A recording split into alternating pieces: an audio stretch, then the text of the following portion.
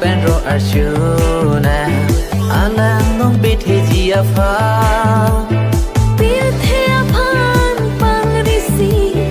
ring do krangi ka pe ma ning ka rong ki lun ke ka alang me na pha ning ka rong ki lun ke ka alang me na pha hem phu si e chari loe pha la he loe ke raya ba pir the aphan pang risi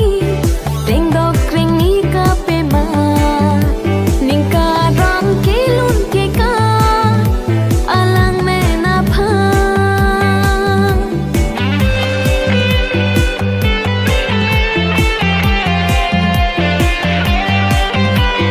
silok abang ta che charsi